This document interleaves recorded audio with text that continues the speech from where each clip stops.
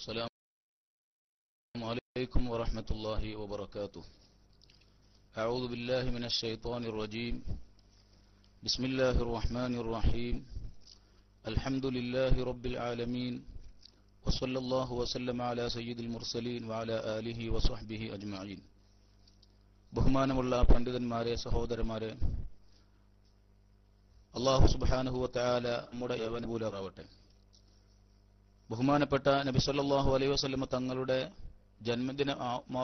ജന്മദിന ആഘോഷവുമായി ബന്ധപ്പെട്ട് ഇന്ന് സുന്നി വിഭാഗവും മുജാഹിദ് ഗ്രൂപ്പുകളിലെ ഏറ്റവും പ്രബല വിഭാഗമായ സക്കരിയ വിഭാഗവുമായി ഒരു സംവാദം നടക്കാൻ പോവുകയാണ്.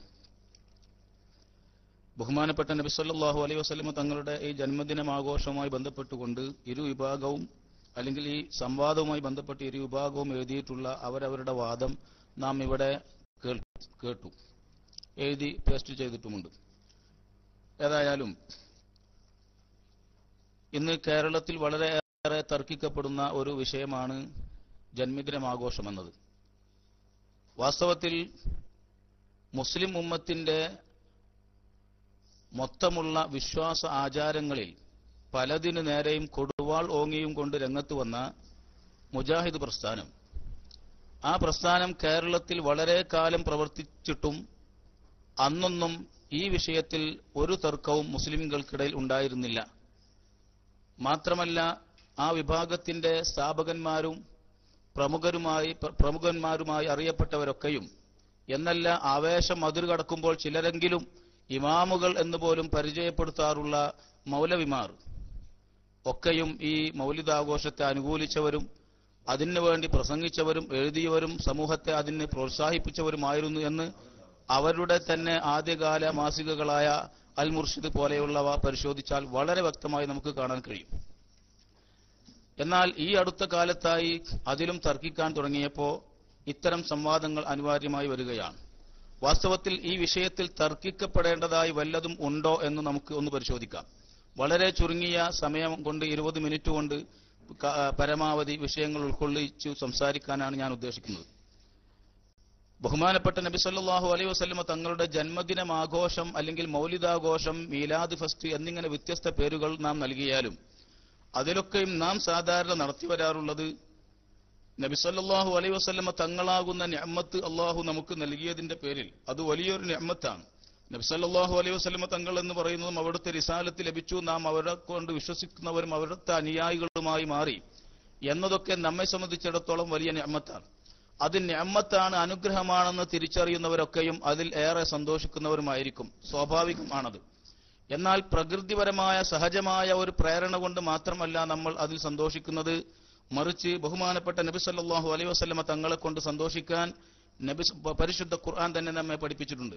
ഖുൽ ബിഫദ്ലില്ലാഹി വബിറഹ്മതിഹി ഫബിദാലിക ഫൽയഫ്റഹൂ ഹുവ ഖൈറും മിമ്മാ യജ്മഊൻ.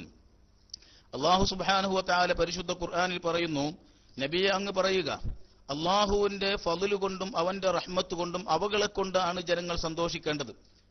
അല്ലാഹുവിന്റെ ഫദ്ല് കൊണ്ടും അവന്റെ റഹ്മത്തിനെ കൊണ്ടും സന്തോഷിക്കണമെന്ന് അല്ലാഹു നമ്മോട് ഈ ആയത്തിൽ കൽപ്പിക്കുന്നു. ഈ റഹ്മത്ത് കൊണ്ട് എന്താണ് ഉദ്ദേശം? അള്ളാഹുവിന്റെ റഹ്മത്ത് കൊണ്ട് സന്തോഷിക്കാൻ അള്ളാഹു നമ്മോട് കൽപ്പിക്കുമ്പോൾ ആ റഹ്മത്ത് എന്ന് അള്ളാഹു പറഞ്ഞതുകൊണ്ട് എന്താണ് അള്ളാഹു ഉദ്ദേശിക്കുന്നത്? റഹ്മത്ത് എന്നത് വിശാല അർത്ഥമുള്ള ഒരു വാക്കാണ്. അക്കൂട്ടത്തിലെ പ്രധാനപ്പെട്ട ഒരു റഹ്മത്താണ് ബഹുമാനപ്പെട്ട നബി സല്ലല്ലാഹു അലൈഹി വസല്ലം തങ്ങൾ. വമാ അർസൽനാക ഇല്ലാ റഹ്മത്തൽ ലിൽ ആലമീൻ എന്ന് റസൂലുള്ളാഹി സ്വല്ലല്ലാഹു അലൈഹി വസല്ലം തങ്ങളെ സംബന്ധിച്ച് റഹ്മത്ത് എന്ന് പരിശുദ്ധ ഖുർആൻ തന്നെ ഉപയോഗിച്ചത് നമുക്കാവുന്നതാണ്. മാത്രമല്ല നബി സല്ലല്ലാഹു അലൈഹി വസല്ലം തങ്ങൾ തന്നെ പറഞ്ഞു, ഇന്നമാ അന റഹ്മത്തുൻ, ഞാൻ റഹ്മത്താണെന്ന് റസൂലുള്ളാഹി പഠിപ്പിച്ചെങ്കിൽ റഹ്മത്ത് കൊണ്ട് സന്തോഷിക്കണമെന്ന് അല്ലാഹു ആയത്തിൽ കൽപ്പിക്കുകയും ചെയ്യുമ്പോൾ രണ്ടും കൂടി ചേർത്തി നാം പഠിക്കുമ്പോൾ വളരെ വ്യക്തമായി മനസ്സിലാക്കാൻ സാധിക്കുന്നു, അള്ളാഹുവിന്റെ റസൂലാകുന്ന റഹ്മത്ത് സല്ലല്ലാഹു അലൈഹി വസല്ലം തങ്ങളെ കൊണ്ട് സന്തോഷ പ്രകടനം നടത്തണമെന്നത് പരിശുദ്ധ ഖുർആന്റെ വളരെ വ്യക്തമായ കൽപ്പനയാണ്. അതേസമയം പ്രധാനപ്പെട്ട മറ്റൊരു കാരണവും കൂടി അതിനുണ്ട്. ബഹുമാനപ്പെട്ട മുൻകഴിഞ്ഞുപോയ അമ്പിയാക്കളെല്ലാം, പ്രധാനമായി ബഹുമാനപ്പെട്ട ഈസാ നബി അലൈഹിസ്സലാമിനെ സംബന്ധിച്ച് പരിശുദ്ധ ഖുർആൻ തന്നെ എടുത്തു പറഞ്ഞു. ഈസാ അലൈഹിസ്സലാം തന്റെ ജനങ്ങൾക്ക് വമുബശ്ശിറൻ ബിറസൂലിൻ യഅതി മിൻ ബഅദി ഇസ്മുഹു അഹ്മദ്, എന്റെ ശേഷം അഹ്മദ് എന്ന് പേരായ പ്രവാചകൻ വരാൻ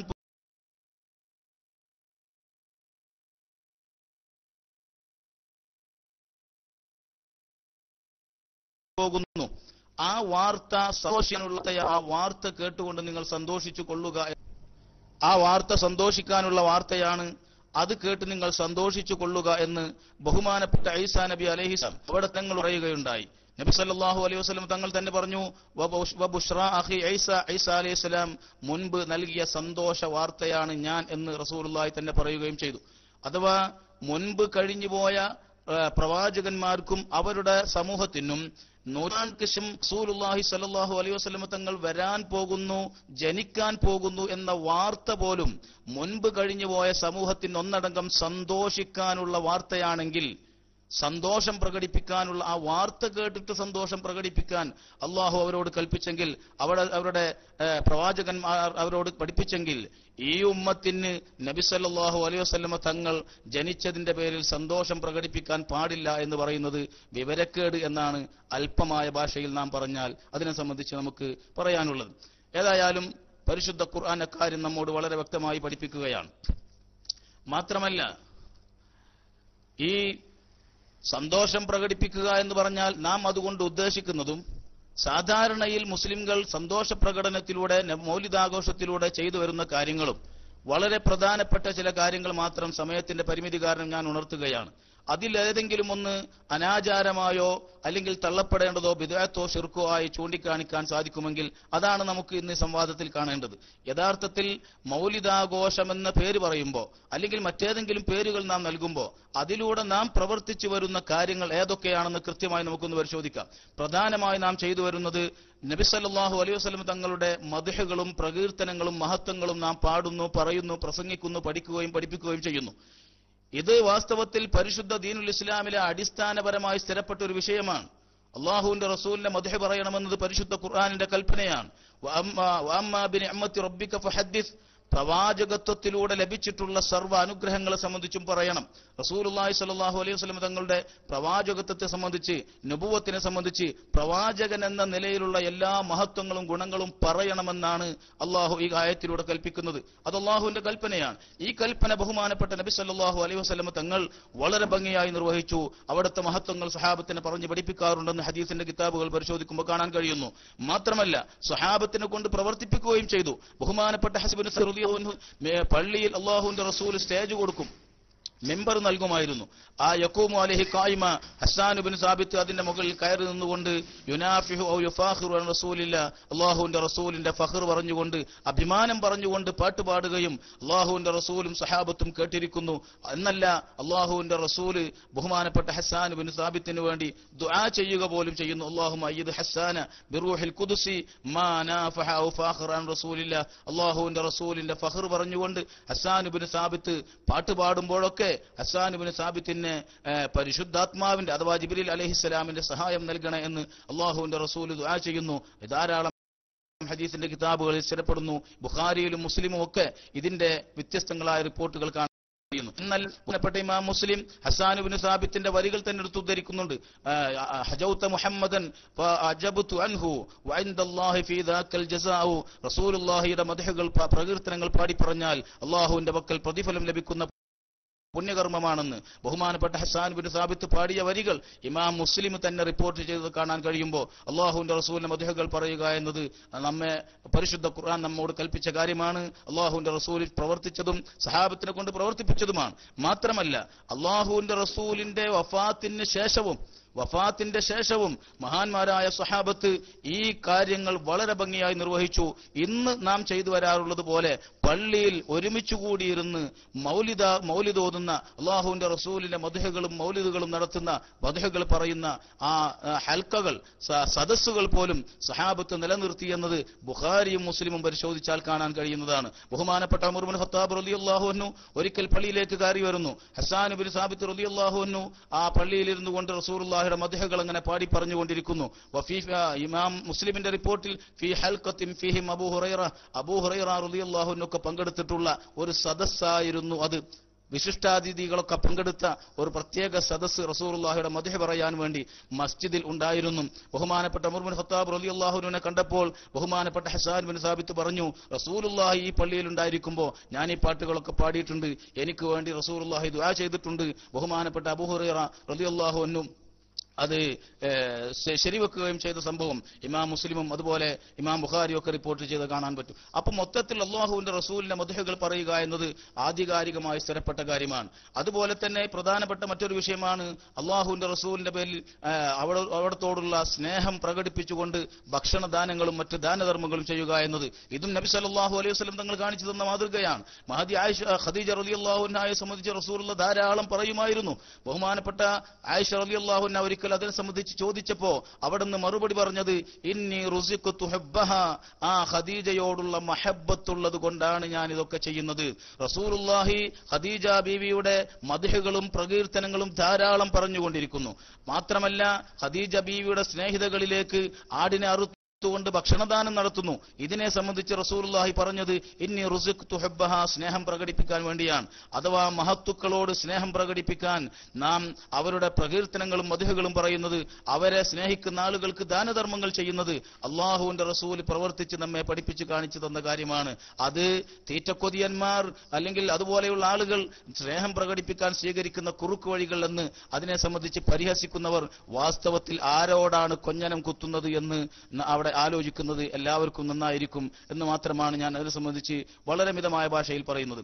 ഏതായാലും ഇതുപോലെ ഒരുപാട് കാര്യങ്ങൾ നമുക്ക് നാം ചെയ്തു വരുന്ന കാര്യങ്ങളൊക്കെയും അടിസ്ഥാനപരമായി പ്രാമാണികമായി തെളിയിക്കപ്പെട്ട കാര്യങ്ങളാണ്. ഇതൊക്കെയും പ്രമാണത്തിൽ വളരെ വ്യക്തമായി നമുക്ക് കാണാൻ കഴിയുന്ന കാര്യങ്ങളാണ്. ഇതിലേതെങ്കിലും ഒന്ന് ബിദ്അത്തുള്ളതായി, ഏതെങ്കിലും ഒരൊറ്റ കാര്യമെങ്കിലും ബിദ്അത്തുള്ളതായി അനാചാരമുള്ളതായി ചൂണ്ടിക്കാണിക്കാൻ പോലും ഒരൊറ്റ മനുഷ്യനും സാധ്യമല്ല. ഉണ്ടെങ്കിൽ നമുക്ക് ഈ സംവാദത്തിൽ അതാണ് കാണേണ്ടത്. പിന്നെ മാത്രമല്ല ഇവിടെ വാദത്തിൽ മറുവിഭാഗം എഴുതിയിട്ടുള്ളത്, ഞാൻ വളരെ ചുരുക്കുകയാണ്, വാദത്തിൽ മറുവിഭാഗം എഴുതിയിട്ടുള്ളത് റബീഉൽ അവ്വൽ മാസത്തിൽ ചെയ്തതാണ് എന്നാണ്. റബീഉൽ അവ്വൽ മാസത്തിൽ പിറന്നാൾ ആഘോഷിക്കുന്നത് അടിസ്ഥാനപരമായി ബിദ്അത്താണ്, അതിനാൽ ഹറാമാണ്.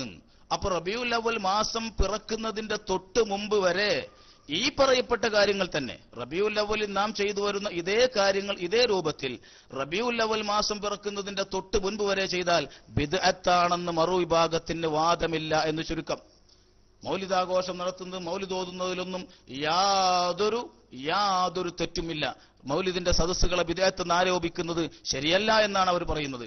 റബീഉൽ അവ്വൽ കഴിഞ്ഞാലോ വീണ്ടും അത് സുന്നത്തായി സൽക്കർമ്മമായി ബിദ്അത്ത് ആകുന്നത് റബീഉൽ അവ്വൽ കടക്കുമ്പോൾ മാത്രം ആകുന്നു എന്ന് മാത്രമല്ല, ഷിർക്ക് എന്നാണ് ഇപ്പൊ ആരോപിക്കുന്നത്. ഷിർക്കാണ്. ചിലപ്പോൾ അള്ളാഹുവിന്റെ റസൂലിന്റെ പൊരുത്തം ആഗ്രഹിക്കുന്നതോടുകൂടി ഷിർക്കാണെന്ന് പോലും അവർ വാദത്തിൽ എഴുതിയിരിക്കുന്നു. വളരെ വിചിത്രമാണ്, അത്ഭുതകരമാണ്. അള്ളാഹുവിന്റെ റസൂലിന്റെ പൊരുത്തം ആഗ്രഹിക്കുന്നതോടുകൂടി ഷിർക്കാണെന്ന് ആരോപിച്ചത് വളരെ അത്ഭുതകരമായ ആരോപണമാണ്. അല്ലെങ്കിൽ ഷിർക്ക് എന്ന് പറയുന്ന ആരോപണം യാതൊരു ബോധവുമില്ലാതെ കൃത്യമായ വസ്തുനിഷ്ഠമായ കാര്യങ്ങളെ മനസ്സിലാക്കാതെ മുസ്ലിം ഉമ്മത്തിന്റെ പേരിൽ പല കാരണങ്ങളാലും ഷിർക്ക് ആരോപിക്കുന്ന സ്വഭാവമായി ആണല്ലോ ഈ വിഭാഗത്തിന് മൊത്തമായി നാം കണ്ടുവന്നിട്ടുള്ളത്. അതിന്റെ തിക്തഫലം എന്ന് അവർ തന്നെ അനുഭവിച്ചുകൊണ്ടിരിക്കുകയാണ്. പരസ്പരം മുശ്രിക്കാക്കിക്കൊണ്ടിരിക്കുന്നു. നൂറ്റാണ്ടുകളായി ഷിർക്ക് എന്ന് പറഞ്ഞിരുന്നത് ഇപ്പോ വെച്ച് തൗഹീദായി മാറി. ഒക്കെ നമുക്കറിയാം. രണ്ടക്ഷരം പഠിക്കാൻ തുടങ്ങുമ്പോൾ, കാര്യങ്ങൾ ബോധ്യപ്പെട്ടുകൊണ്ടിരിക്കുമ്പോൾ വളരെ വ്യക്തമായി ഷിർക്ക് തൗഹീദായി മാറുന്നു, മലക്കം മറിഞ്ഞുകൊണ്ടിരിക്കുന്നു. ഇങ്ങനെ യാതൊരു കൃത്യതയുമില്ലാതെ വെറുതെ ഷിർക്ക് ഖവാരിജുകളും അതുപോലെയുള്ള മുഅ്തസിലത്തൊക്കെ മുൻഗാമികളായ മഹാന്മാരായ പണ്ഡിതന്മാരെ സംബന്ധിച്ച് സഹാബത്തിനെ സംബന്ധിച്ച് പോലും ഷിർക്ക് ആരോപിച്ചതുപോലെ യാതൊരു കൃത്യതയുമില്ലാതെ വസ്തുനിഷ്ഠമായി കാര്യങ്ങൾ മനസ്സിലാക്കാതെ വെറുതെ വായയിൽ വന്നത് വിളിച്ചു പറയുന്ന ഷിർക്ക് കൊണ്ട് അമ്മാനമാടുന്ന തൗഹീദ് കൊണ്ട് അമ്മാടുന്ന നാം കണ്ടുകൊണ്ടിരിക്കുന്നത് ഇതൊക്കെ അത്ഭുതകരം തന്നെ. ഏതായാലും ഞാൻ വളരെ ചുരുക്കുന്നു.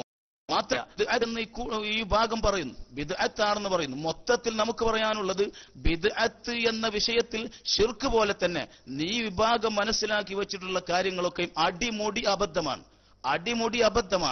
യഥാർത്ഥത്തിൽ ദീനിൽ ഒരു കാര്യം സ്ഥിരപ്പെടുക എന്ന് പറഞ്ഞാൽ, ദീനിൽ ഒരു വിഷയത്തിന് തെളിവ് ഉണ്ടാവുക എന്ന് പറഞ്ഞാൽ അതിന് പരിശുദ്ധ ദീൻ സ്വീകരിച്ചൊരു മാർഗമുണ്ട്. ആ മാർഗത്തിലൂടെ ദീനിൽ തെളിവുണ്ടായിക്കഴിഞ്ഞാൽ, ആ മാർഗത്തിലൂടെ ദീനിൽ അടിസ്ഥാനമുണ്ടായിക്കഴിഞ്ഞാൽ അത് തീർച്ചയായും ദീനാണ്, അംഗീകരിക്കപ്പെടേണ്ടതാണ്. എന്നല്ലാതെ ദീനിൽ തെളിവ് എന്ന് പറഞ്ഞാൽ തങ്ങൾ ഒരു കാര്യം മനസ്സിലാക്കി വച്ചിട്ടുണ്ട്, ആ മനസ്സിലാക്കിയ രൂപത്തിൽ തെളിയുമ്പോഴേ ദീനാവൂ, അപ്പോഴേ തെളിവാകൂ. അപ്പോഴേ അംഗീകരിക്കൂ. അല്ലാത്തതൊന്നും തങ്ങൾക്ക്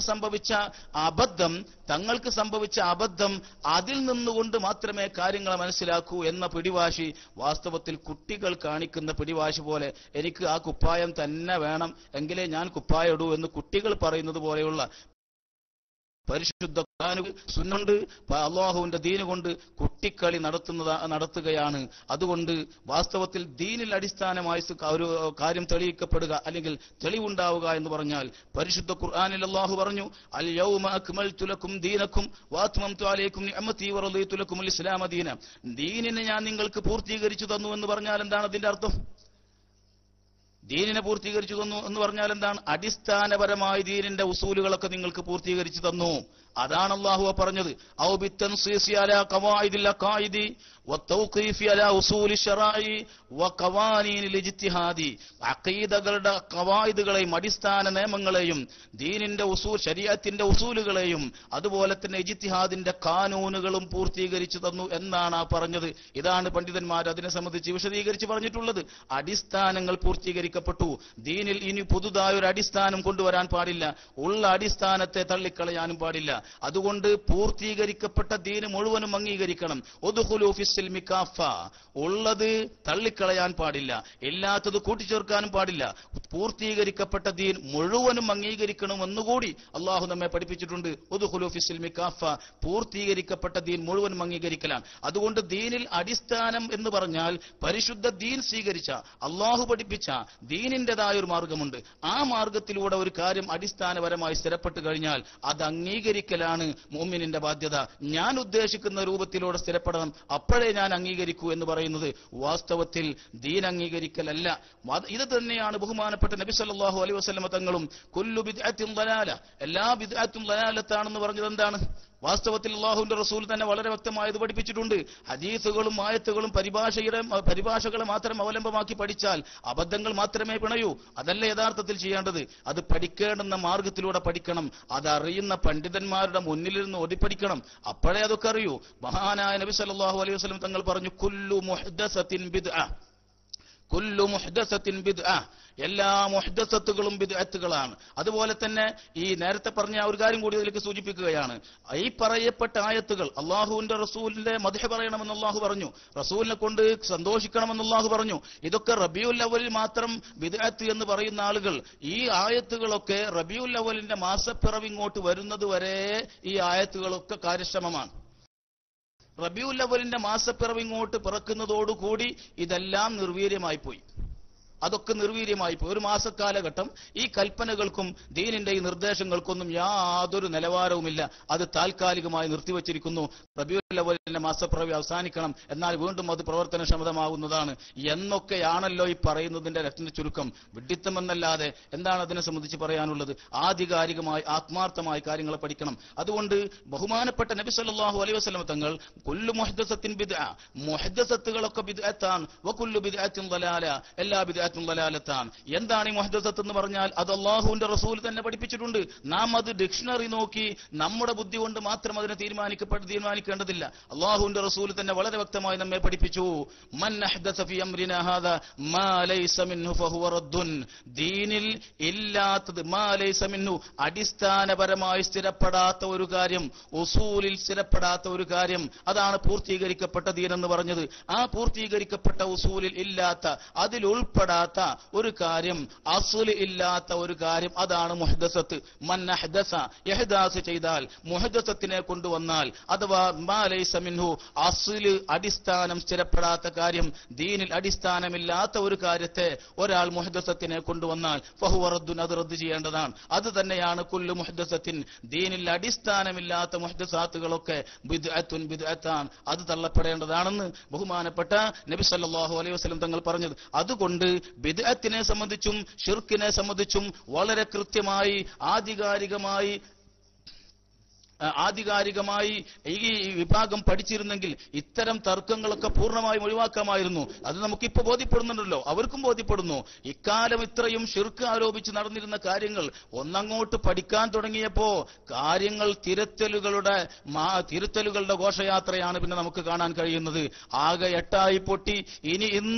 ഇന്ന് യഥാർത്ഥത്തിൽ ഈ വിഭാഗം ബിദ്അത്തിനെ സംബന്ധിച്ചൊന്ന് നന്നായി അങ്ങോട്ട് പഠിച്ചാൽ 880 ആകുന്നത് നമുക്ക് കാണാൻ കഴിയും. ഇൻഷാ അല്ലാഹു സുബ്ഹാനഹു വ തആല തൗഫീഖ് നൽകുമാറാവട്ടെ.